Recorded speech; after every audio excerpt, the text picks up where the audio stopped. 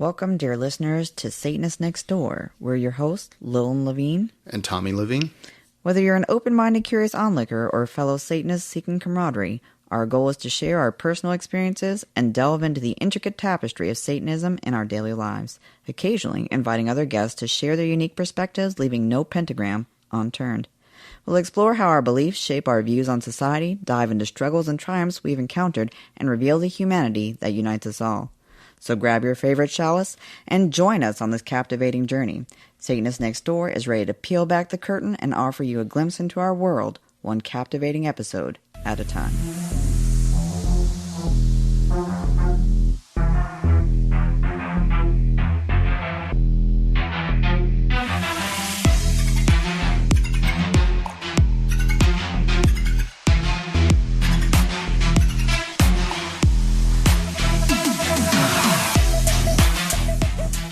Hello, listeners. So today, we're going to start off a little different. We've gotten some questions, and one question that we've gotten a couple times is, how are relationships for Satanists? Mm-hmm. I imagine when most people envision Satanist and relationships, they kind of envision we're having this 24/7 orgy or something like that.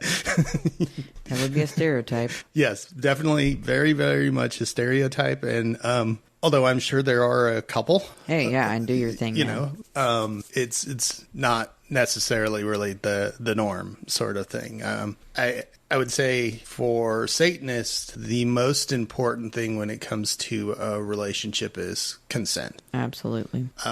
And consent of all parties. Right, and that brings up an interesting perspective. So when you say all parties, what does that mean? Well, all parties means if it is a dual-person relationship. So like a typical husband, monogamous. wife, monogamous. Husband, husband, wife. So a typical one-on-one partnership. Right. A monogamous relationship. Yes. Or if it's more open. So we don't have any rules or values or anything about it? Yeah, no rules. They're all out the window.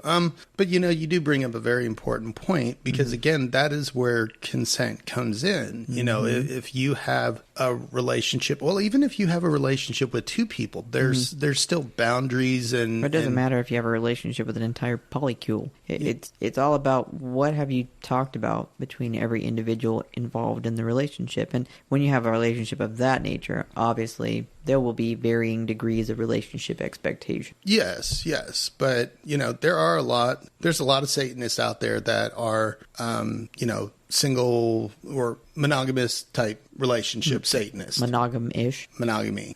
Yes. Yeah. There are a lot of incredibly straightforward monogamous people, and then there are a wide variety of everything in between. All the way down to just single folks that enjoy companionship from time to time, or folks that don't enjoy sexual interaction at all. Yeah. I mean, the total spectrum from asexual all the way up is, pretty much covered. And again, it all comes back down to consent. What are you comfortable with, and what is your partners or partners comfortable with as well, and what have you all agreed on? Because if somebody's out of the loop and not agreed, that's when bad things happen, and you're technically then lying to somebody. That's not cool. Cheating definitely still happens even in open relationships or poly-type relationships. Cheating absolutely still happens, and some folks might say, well, how can you cheat on somebody when you can sleep with whoever you want? Well, that's not typically how that works. Yep. Usually, you let your partners know what your boundaries and expectations in a relationship are, and then anything outside of that is still cheating. Right. And that is a really good point, because a lot of people think that in poly-type relationships that like you said, how can you cheat if if you have a girlfriend or you're allowed to sleep with somebody else? And it's just that you agreed with whoever's involved in that relationship a set of boundaries and rules. And if you say, like your agreement was with Mike and Sarah, and you're seeing Ginny on the side and not telling Mike and Sarah about it, and you're lying and you're sneaking around, that's cheating. Still cheating, yep. That's, and you're breaking consent. Right. Whereas if you're with Mike and Sarah and it's like, we are not going to hold you to any specific things, and if you want to have other relationships, that's fine, but I'd like you to let me know just for safety consideration. Yeah, and that's one of the reasons why it's important to have consent, because of the safety aspect of it. If you believe that you're in a, let's just pretend it's a husband-wife relationship, and you are under the impression that it's a monogamous relationship, and that person steps outside of that relationship and doesn't tell you and winds up getting an STI, right? They've exposed you, and they exposed you because you didn't know to protect yourself. Right. So it's important that you set your expectations. And it's not to say poly is the only other option type. There's people that are swingers. There's people that are incredibly open without any definitive guidelines. There's people that are, there's a lot of different types of relationships. And that's not just Satanists that have these kind of relationships. It's just sexual liberation tends to go hand in hand, provided you're following, we beat it to death, but the consent rules, because, can you ever really say consent too much? I don't think you can. We could have literally wrapped the show up in 30 seconds. What does satanic relationships about? And just said consent. Okay, thanks, guys. Podcast is over. Have a good day. No. But we thought we'd expand on it at least a little bit. Right. And we can't speak from other people's perspectives. Obviously, I'm not in a, LGBTQ type relationship at this point in my life. We are in a very heteronormative relationship structure where it's mostly just monogamous. But, I can't speak for a gay couple, and I can't speak for people that are swingers or anything like that. Yeah. And like you said, for the most part, our relationship is monogamous. And we both kind of said for the most part, because, we do have a slight rule that, if we meet a female, become friends with her, and everybody's kind of getting along, then we're open to having a girlfriend, and have had a couple that. But because everybody was open and honest about it, when they naturally ended, like, a lot of relationships naturally end, it wasn't a bad ending. It wasn't like screaming, shouting, somebody's leaving and stuff like that. Went bowling with the kids and all of that sort of stuff. Oh, yeah. It was the relationship just reached a natural end. That person either moved on or they wanted something a little bit different in their life. And right. Because in our situation, we are not necessarily looking for an additional full-time partner. It leaves it open for folks that are just looking to hang out with some folks and have some fun. And it's not to say I still occasionally chit-chat with some of the folks that we've been involved with before that, we're still friends, still hang out, but, it's just not sexual at this point. Yeah. And probably wouldn't be again, just because of the way that, they changed their life. Well, I don't know. Maybe. Who knows? You never know where life will take you. Never say never. Never say never. But that's the important thing, is that you are flexible enough to be open to different situations, maybe, but you also have a very clear understanding of what does a relationship mean for me in my life, and what do I need out of, you as a partner, and being very, very clear. If you have any kind of open relationship dynamic, that does not mean, my partner cheated on me and now I think we should open our relationship. That's no, don't do that. I'm not going to say don't do that. If that's going to work for you, fine. But if you're changing your life dynamic because you feel pressured into it, or because you're trying to appease somebody, that's probably not going to end well. Yeah. One, like you said, don't change it just because of a single person in the relationship wants that change, especially if you're highly against it. Right. Well, and I think that's a danger when you're in a toxic situation, right? The person will say, I'm suggesting that we do this, and all the while they were thinking about doing it, or they have somebody specific in mind, and that's incredibly unfair. Mm-hmm. Yeah, because they've already kind of had the chance to go out there, trim the herd, that whole thing. They got somebody set aside, basically on standby, and in a way, they've already committed that act. I mean, if you're going to count as thoughts, I don't necessarily count thoughts, but not necessarily thoughts, but the action of, I don't know. I guess it depends on how far down the road that got before you started talking about it. If they messed around and you didn't know about it, oh yeah. Yeah, that's a problem. Definitely. If you thought about it, yeah. And the other thing to remember too, because this is where a lot of other people kind of mess up, is when they meet Satanists or anybody in a poly sort of relationship, they think, oh, this person's poly. Oh, that means that they just, jump in bed with anybody or they sleep with anybody. And then they like try and go right in on it. And it's like, no, that doesn't, And I'm not trying to slut shame at all. There's nothing wrong with enjoying sex and being a sexual person. We're all sexual beings to some degree. Again, asexual people, maybe not so much, but some of them still enjoy cuddling and closeness and things of that nature. So there are different varying degrees of, I'll still call it intimacy, because if I'm cuddling with somebody, that's still for me a satisfying activity. That's it. That can be intimacy, definitely. Yeah. But I also love hugs, and I don't look at that as intimate. But certain hugs can certainly still be intimate. So. Yeah. It gets to a point where it becomes a bit obvious if it's intimate or not. Our situation was a little bit different, as I'm a cis man that I'm straight. Don't be using that cis slur. It's not a slur. Am I going to get banned? Most ridiculous shit ever. If Elon hears this podcast, am I going to get banned for saying that? He can suck my ass too. And Lillian, you're bi, right? I'm bi. I'm probably more pansexual, really, because it's not so much looks. It's the whole package thing for me, and I don't. It's how do I feel being around you? Well, who are you as a person, and do we mesh as people? Not so much like, oh, dude, look at that hot chick. I mean, yeah, I definitely still see people as attractive, but there's so much more. Like, I could see the most attractive person ever, and then they do something really awful, and I'm like, oh, there that went. I could agree with that. There could be a really, really hot girl, and she either said something or does something, and it's like totally lost all attraction to that person. It's got to be a whole package for me. But ours was after we talked. Oh yeah. Lengthy, yes, very lengthy. Because you were never really into the whole. Initially, you hadn't really thought about it. Mm-hmm. Yeah, I mean, I've always been pretty much a monogamous guy, and I've been a Satanist for going on 30 years, right. But it's just what I was comfortable with. Which is fair. And, there was aspects that you were missing because obviously I'm not a female, so there's certain things that... You, in fact, are not. Not to say that there's lacking in the way that, like, sex is fantastic, but there's aspects of just intimacy with a woman that's very different from intimacy with a man for me. Right.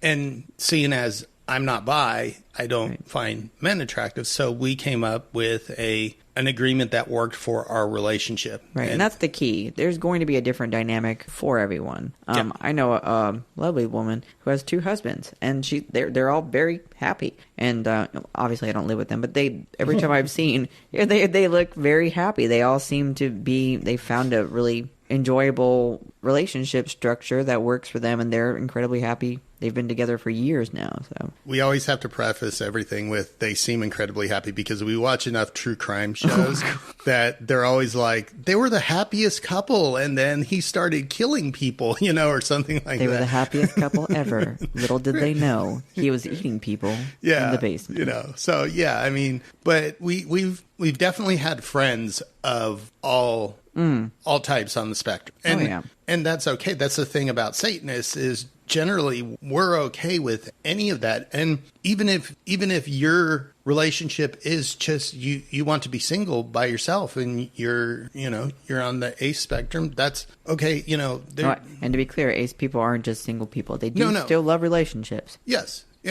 But what I was trying to say is no matter what, as long as there's consent, then Satanists are generally going to be pretty cool with it. And again, and I want to make this very, very clear, because, there's all sorts of things out there with Christians say and all of that sort of stuff. Consent can only come from an adult. Absolutely. I don't care what anyone else wants to say. You need to be a full-ass adult, 18 or hopefully more. Obviously, I'm definitely not close to 18, so for me, I would not feel comfortable with such a vast age discrepancy. I would agree with that. But yes, so no, Satanists are not grooming children. Satanists have actually... Some of us groom dogs, but that's not the same thing.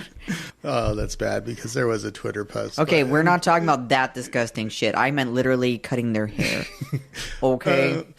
So, but Satanists are not out there looking and grooming children or anything like that. Satanists actually have, and this counts across the board, and when I say Satanists on this one, I'm talking TST, the Satanic Temple, Church of Satan, Temple of Set, every left-hand path organization that I have ever interacted with has a very strict Luciferians. Yeah. Yep, has a very, very strict no minors, no children, and it's not. I'll tell you this much: the difference between the Christian, the Catholic, and all of them, they have this forever forgiveness or whatever that they have, and they move the person. You get caught as a pedophile in Satanism, you are banned. I mean, you're like blacklisted, and there is no forgiveness. So maybe it's a little touchier for me because I had to deal with that personally, but I have zero interest in having you in my space. It's just better for you, honestly, if as a pedophile you just stay the frick out of my space. Yeah,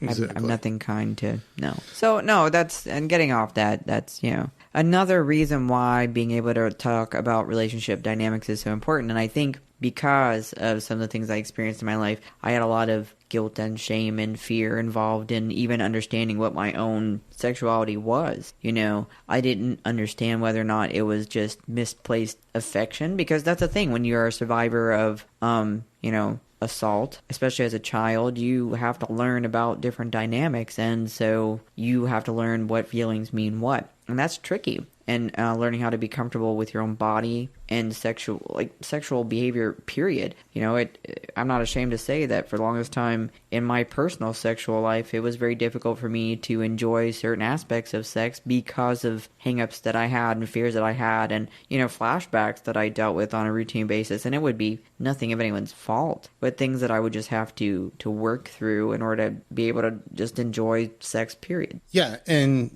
again, and as we, a partner, we've been together for a very long time. We've been able to grow through, and I can understand certain areas that you're coming from, because we've had those types of conversation. Right. It's still hard, though. It's hard. I think for you, it has to be difficult because, you don't want to cause issues, but then it's hard because how do you broach certain things or how do you talk about certain things? From your perspective, that has to be difficult. Yeah, it can be, definitely can be. But I think over the years I've learned, I know when we first got together, I was probably a stumbling idiot when it came to, I think that's all starting relations.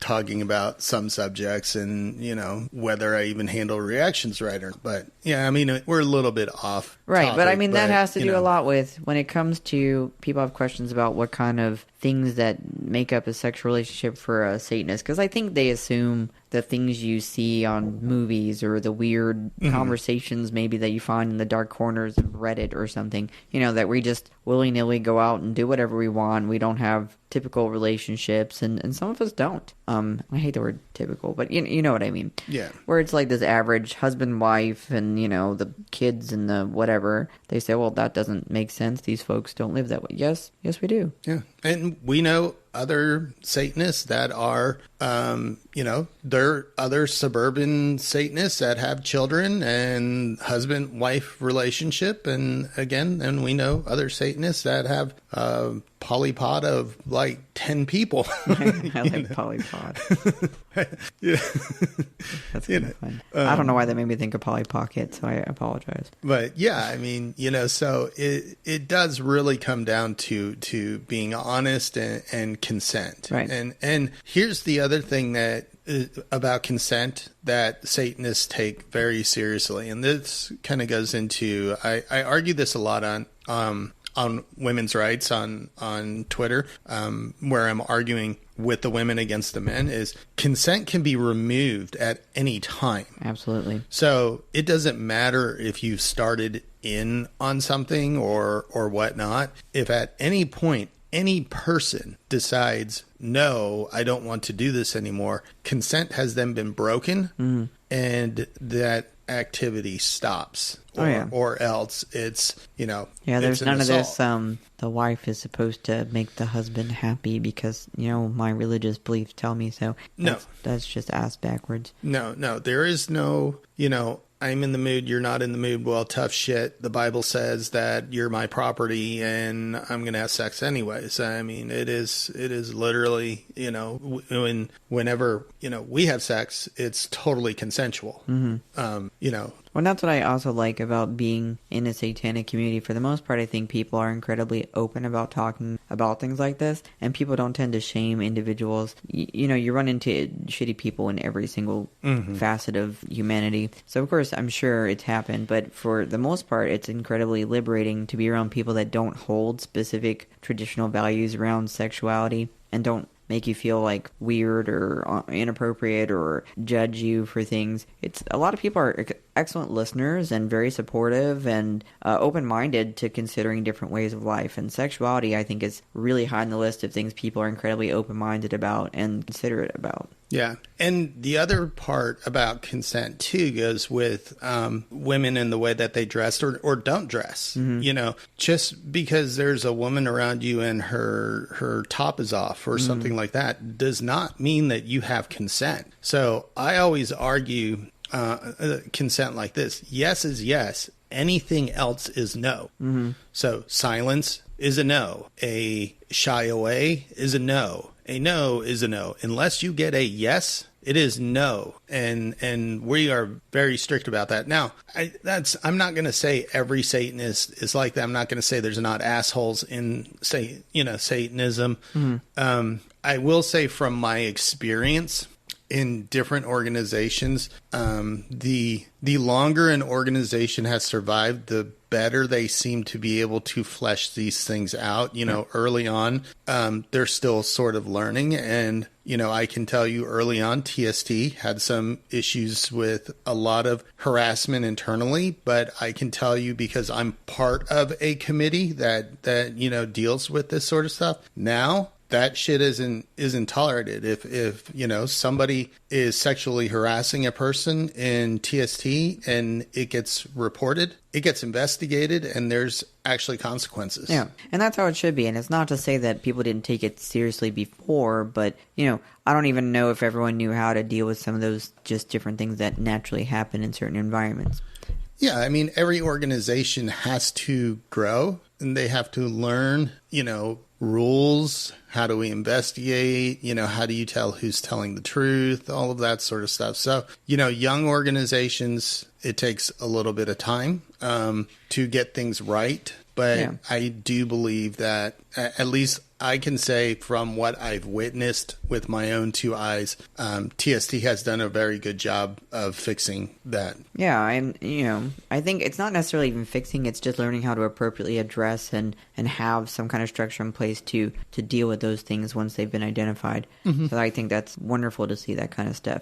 But it happens, in all kind of organizations, unfortunately. Some just tend to move people around or excuse things or come up with different reasons why it's not that big of a deal. It's always a big deal. People should never be made to feel uncomfortable or sexually coerced into something if that's not their intention. And I think you made a really good point when you said shy away. If someone shies away and they don't respond, as another thing that people that are either intimidated or have been through abusive situations, sometimes they're afraid to say something, especially if they're early on in dealing with some of that. And not saying anything can be a sign of intimidation, not necessarily shyness. And so it's important to kind of question things and try to understand what a person's going through instead of just assuming. Yeah, I mean, you have to at least use your brain and try and read people's body language as well. And I say that whether you're a Satanist or not. I mean, that's just being a good person is, if somebody's shying away, why? There's probably a reason there. And like you said, it could be that they're still dealing with the early on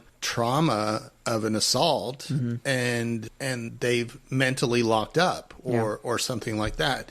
Some people are just shy and some people are just awkward about stuff. So, I mean, I'm not saying that's what it means 100% of the time. It's just sometimes when people shut down, it's because they don't feel comfortable in a situation and it's a protective mechanism. Yeah. And the other thing is drunk. If somebody can be definitely too drunk to consent. And that goes for both people. Like if it's two men, two women, a man and a woman, either person is just as is able to be beyond consent, it doesn't mean just like a woman gets drugged or too drunk and the man always takes advantage. There's definitely situations where it goes the other way. Yeah, there is. I kind of look at it as if one person is sober or just about sober, maybe slightly buzzed, and the other person is blacked out drunk, right? That person that's blacked out drunk cannot consent. Absolutely It doesn't not. matter if they're a man or a woman at all. And if they cannot consent and you push yourself on them, you have committed an assault. And period, end of story. I really don't care what your experience or excuse is. That is just No, it. you don't get to abuse other people just because you have a funny feeling in your pants. But, I guess that's the important things I wanted to discuss was just, yes, we still have relationships like everyone else. They're just a little bit more usually supportive, and they're able to be more sexually uninhibited. That doesn't mean that there isn't absolutely still people that deal with different variable degrees of being, I don't know, what do you want to call it, where they're more traditional. Mm-hmm. And that's fine too. I think for the most part, our relationship is pretty traditional and relatively monogamous. Yeah, ours monogam-ish. Ours definitely is. It does take the right person. Well, it takes time to get to know. For me, I would rather get to know someone over time. It's not to say that I haven't met someone and there's been interest expressed and everyone's like, okay, this seems cool, and then we get to know the person better and things go from there. But other times, it's nice to get to know a person and develop a friendship. Yeah, I mean, your best relationships are friends anyway. Whether the friendship came first or after, I would say in my life that you are my best friend. Oh, you're mine too. Mushy, mushy. But honestly, I mean, you're probably one of my only friends. I'm an asshole, but It's true, he is. No, he's actually really fun, but he tends to be just, Yeah, I'm like, Tombstone Doc Holliday, where they're like, well, hell, I got lots of friends, and Doc Holliday's like, I don't.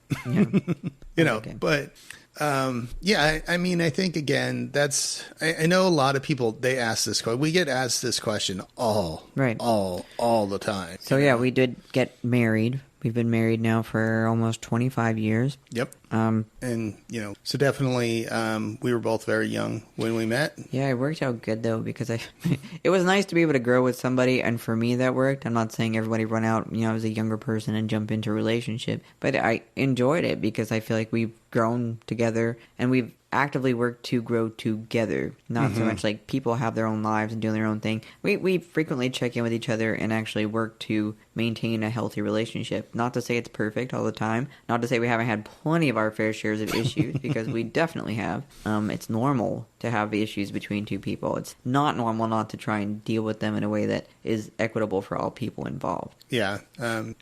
Satanists will tend to talk to each other and try and work things out versus going into the room and praying. Oh, yeah, no. For some... People may pray when I get angry, but... Yeah. No, I'm definitely. playing. Kids run and hide and lock their doors. No, it's not to say, like we haven't had arguments. I think arguments are normal. It's like, if things are being thrown across the room, maybe that's not so normal, which thankfully that's not a thing. Unless you're a Klingon. I mean, that's a whole different... That's not even fair. That's not a real thing. Well, we don't know how many of our users actually know what a Klingon is, so they might not know the whole, and I read poetry to her while she throws... Hurls.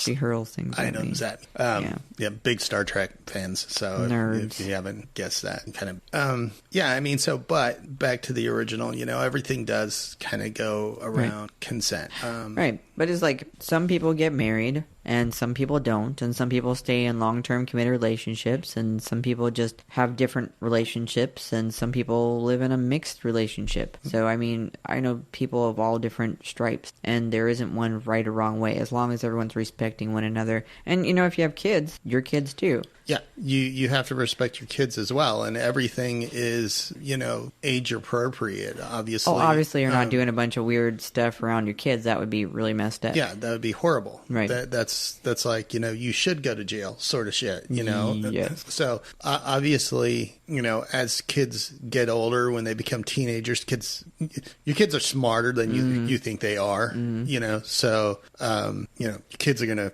figure out stuff one way or the other. Right. You know, so it is important to Well, like, for instance, if you're the kind of folks that are okay with open relationships, and if you're going to have people around your kids, you should know who those people are. You should know that they're safe. Yep. And, you know, if your kid feels uncomfortable or expresses discomfort about anybody that's in their space, you should ask them why and figure out whether or not this is something that needs to be addressed with the other person. Because if they're doing things to make them uncomfortable, that's a big, huge issue. And I won't keep people in my life that make my kids uncomfortable. Nope.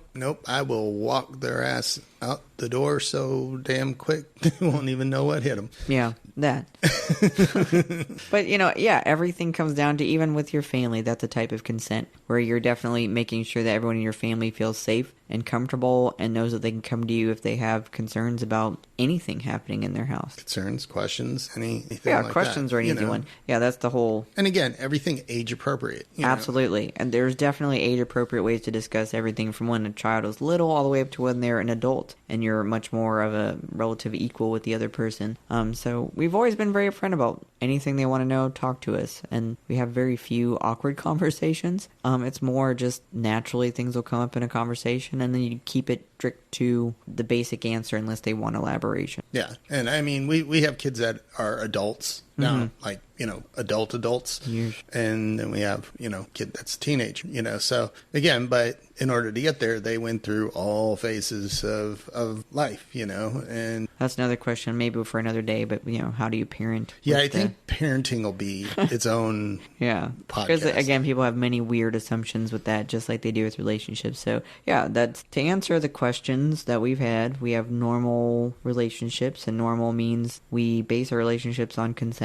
We engage with other people and respect one another and are open about our sexual desires, hopefully, because if you're not, then it leads to very unfulfilling sexual relationships, and we don't have a ton of hang-ups related to God peeping in on our window. Yeah, we don't believe that we have angels looking down on us. You know, who doesn't love an audience while we're having sex? I mean, I guess I saw that was a meme the other day, and I was like, wow, God and angels are voyeurs. I didn't realize that they're actually sitting there. And apparently Santa. Yeah, I mean, put on a show for them. You know, I mean, if you've got thousands of angels looking in on you while you're having sex, they can pay for it if they want to watch. I'm sorry, this is not a freebie. Seriously, this is my OnlyFans. Feel free to pay up if you want to watch me. No, I don't actually have one. I'm not opposed to it, but I'm sorry. I don't give freebies out even to fictitious deities or their angelic friends. No, not at all.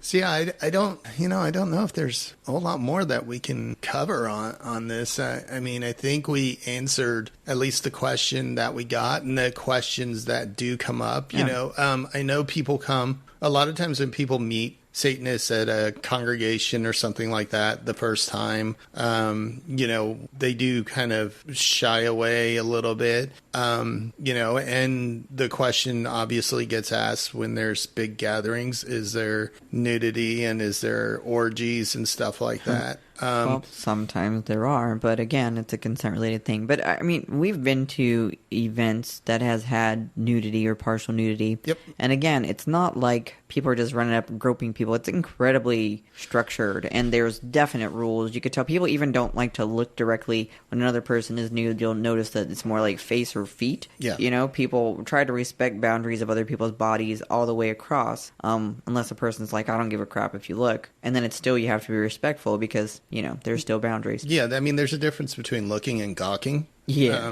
You know, and also this is one of the other reasons why a lot of satanic organizations won't let anybody under 18 join. You know. Well, yeah, I mean, usually before there's anything that's sexual in nature, there's a whole process and procedure that has to be put in place, and it's incredibly structured. And if that's going to take place, it's usually not a surprise. That would be a big no-no. Yeah, and in you know, in a lot of places, if there's going to be nudity and stuff like that, it's 21 and up. Or, you know, it's very, very strict. Right. Just like any other place that has nudity, there's expectations around behavior, alcohol or drugs, sexual appropriate behavior, touching, and STD prevention. Yep. It is a litany of things that one must... I've never done a sexually explicit event. I've gone to sexually explicit events before. I've never hosted one myself. Hosting being like part of a congregation thing. Some people would do burlesque shows. Some people have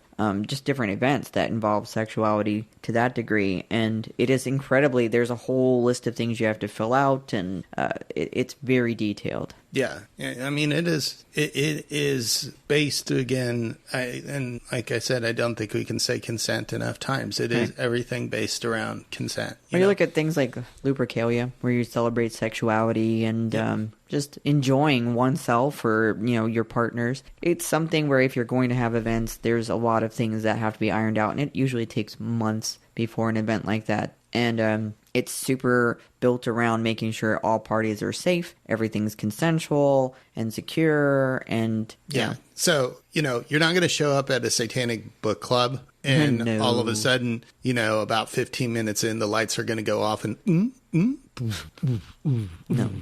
No, we actually read books during our book clubs. So that is not the way that any satanic organization I have ever been a part of, and I've been a part of quite a few, has ever worked. Yeah. Again, they're all... And if you do ever find yourself in a situation where someone leads you to believe that that's normal, it's not. I'm going to be the first to tell you it's not. Yep, leave. Yeah. Yeah. No, there's no part of Satanism where you are forced to be naked. There is no part where you are forced into sexual expectations. Even if you're doing a ritual like a black mass, where a lot of times there is a nude altar, that is voluntary. So there is no part of a satanic organization that says, oh, you, by the way, Carrie, you're going to have to be the nude altar tonight. Right. No ands, ifs, or buts. It's all voluntary. A person has to literally volunteer, and if you don't have one, suck it up. You're going to have to figure out a different way to do that. Yep. And if anybody ever tells you that it's obligatory, leave. Right away. Run. Quickly. Tell somebody. Leave and tell somebody. And, contact. If you're part of an organization like TST. You should have seen something called a code of conduct.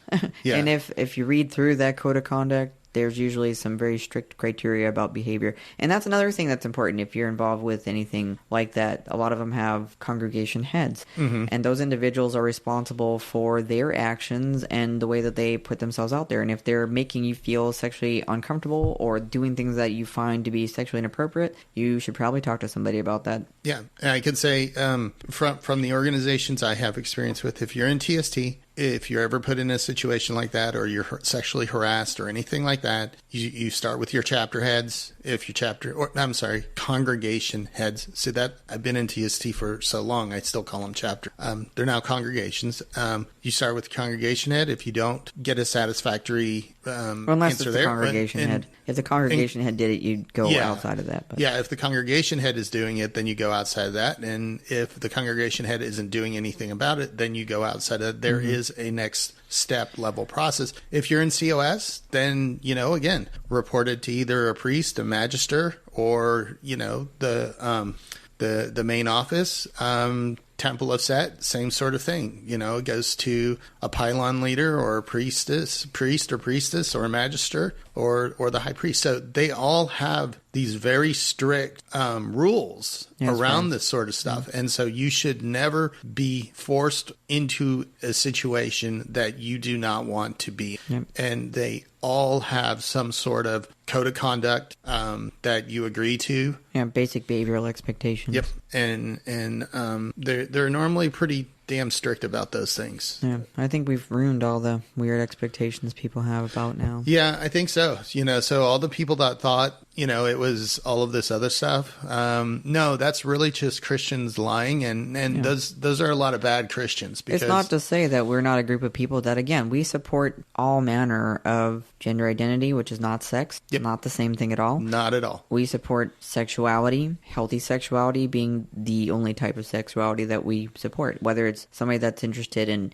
BDSM or what, everything revolves around doing things of healthy, consensual mindset. Yes. And maybe we have better tips on the sex store you can go to if you're looking for a specific kind of vibrator, but that is not a bad thing. So yeah, and we can definitely give tips and hints and things like that about all sorts of stuff, but like you said, that's not a bad thing. And it does have to stay consensual. Right. And that is the really important part, because a lot of people get messed up. They see nudity and they forget that nudity does not mean consent. Right. Nudity just means somebody was comfortable enough to take their top or bottoms off and walk around. That does not mean you get to touch or grope or gawk. No, and I can't speak to other events because I haven't been to every single thing, but everything that I've ever been to where nudity was involved, everyone was super respectful. Yeah.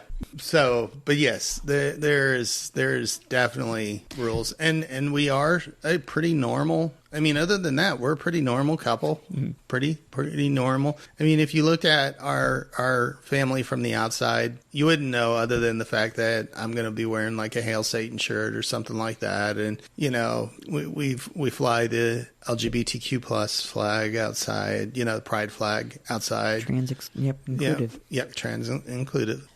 Inclusive. Yeah. But other than that, it's not like, driving by the house, so you never know if you met us at the grocery store. Again, we're normal people. We really are. And normal, it's so subjective. Normal, yeah, it's subjective. But it's, about your environment. And I don't think for the most part people would be put off unless they're going to choose to judge based on an exterior indicator like a shirt or jewelry or whatever. Yeah. We lead average lives, I would think.